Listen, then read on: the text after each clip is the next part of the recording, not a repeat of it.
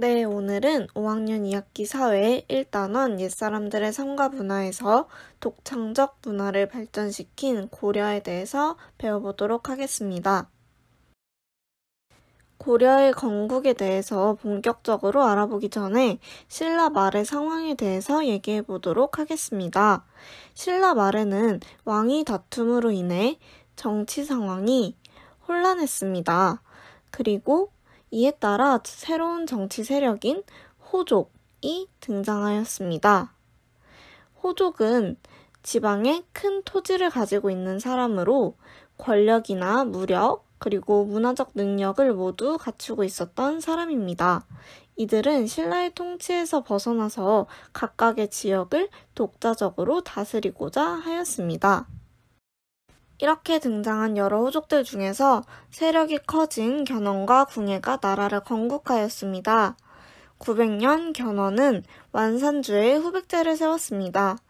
견훤은 옛 백제에서 지방에 군인으로 출세하여 세력을 키운 사람입니다. 궁예는 신라의 왕자 출신으로 승려이기도 하였는데 그는 자신의 개인적인 원한과 신라 타도를 내세우면서 세력을 확대하였습니다. 이 궁예는 901년 송악에 후고구려를 세웠습니다. 이렇게 신라와 후백제, 후고구려로 나뉘면서 후삼국 시대가 열리게 되었습니다.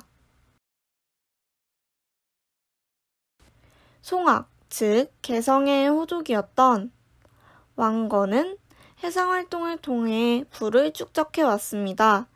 그러다가 왕건은 궁예의 신하가 되었고 궁예를 도와서 후고구려가 세워지는 건국 과정을 도왔습니다. 왕건은 후백제와의 전투에 참여하기도 하였는데 나주 지역을 차지하는 등의 공을 세웠습니다. 궁예가 신하를 의심하여 죽이고 호족들을 억압하는 문제가 발생하자 918년 왕건은 궁예를 몰아내고 고려를 세웠습니다. 왕건이 백성들과 신하들, 호족의 믿음을 얻고 백성들을 위한 정책을 시행했기 때문에 왕이 될 수 있었습니다. 이때 나라의 이름을 고려라고 정한 까닭은 고구려의 옛 땅에 세웠고 그리고 고구려의 정신을 계승하고 싶었기 때문입니다. 왕건은 후백제와의 공산 전투에서 패배했지만 몇 년 후에 고창 전투에서는 승리하여 우세해졌습니다. 이때 신라는 고려에 스스로 항복하였고 견훤의 자식들 간의 왕위 다툼으로 인해서 후백제의 힘이 약해졌습니다. 이를 틈타서 왕건은 후백제를 물리쳤습니다. 이렇게 936년 후삼국을 왕건이 통일하였습니다. 고려를 세운 이후 왕건은 여러 가지 정책을 시행하고자 노력했습니다. 첫 번째로 불교를 장려하였고 두 번째로 북진 정책으로서 북쪽으로 영토를 넓히려고 노력했습니다.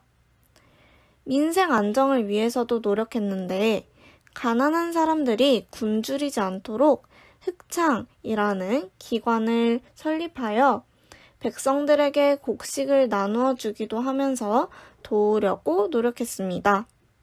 또한 세금도 줄여주었습니다. 결혼 정책으로는 정치 안정을 위해서 호족의 딸들과 결혼을 하는 정책을 펼쳤습니다.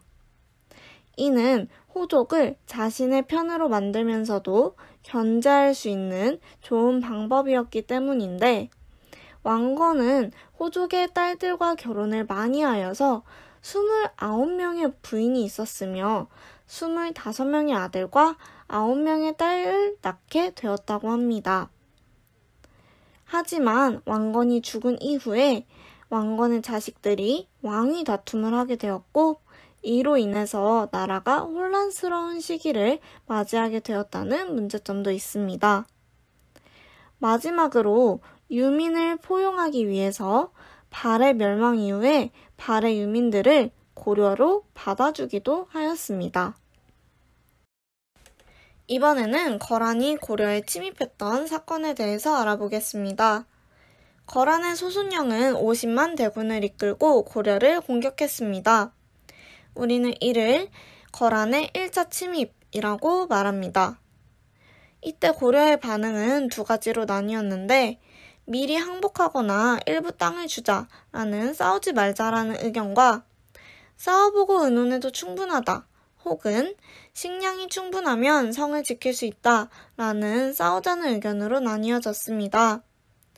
서인은 적과 침입한 이유를 알기 위해서 적진으로 향하였는데 이를 서희의 담판이라고 부릅니다. 결과적으로 고려는 송가의 관계를 끊고 거란과의 교류를 약속하면서 강동 6주를 얻게 되었고 거란은 돌아갔습니다. 거란의 2차 침입도 이어졌습니다. 거란은 다시 침입했고 고려는 개경을 함락당하는 어려움을 겪었습니다. 이때 강감찬은 왕을 피란시키는 공을 세웠고 하지만 양규와 김숙홍이 이끄는 고려군은 돌아가는 거란을 계속하여 공격하여 피해를 입히기도 하였습니다. 이후 거란은 고려에 강동 6주를 돌려달라고 요구하였습니다. 이는 강동 6주가 고려, 송, 거란, 여진, 간에 교역이 이루어지는 곳으로 군사와 교통면에서 중요한 곳이었기 때문입니다. 고려왕이 거란 황제를 만나러 오겠다는 약속을 지키지 않고 고려가 강동 6주를 돌려주지 않으려고 하자 거란이 다시 고려를 공격해 왔습니다. 이를 예상하고 있었던 고려는 강감찬에게 전쟁 물자를 준비시키고 군사를 훈련했습니다.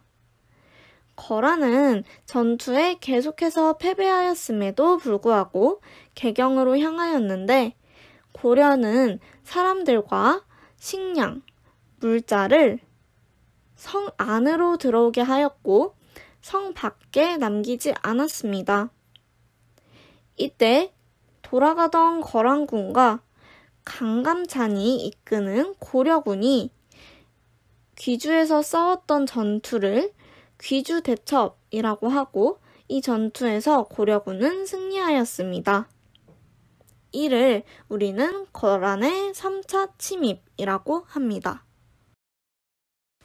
이전에 거란의 3차 침입에서 고려의 왕이 거란의 황제를 만나러 오겠다라고 이야기했던 것 기억하시나요? 그래서 왕과 황제가 무슨 차이가 있는지 알아보도록 하겠습니다.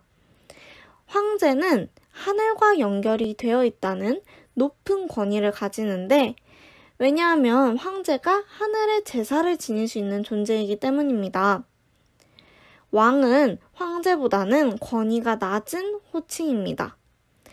그래서 고려 내부에서는 황제라고 불렀으며 외국이랑 함께 교류를 할 때에는 상대 국가에 따라서 호칭을 다르게 사용하기도 하였습니다.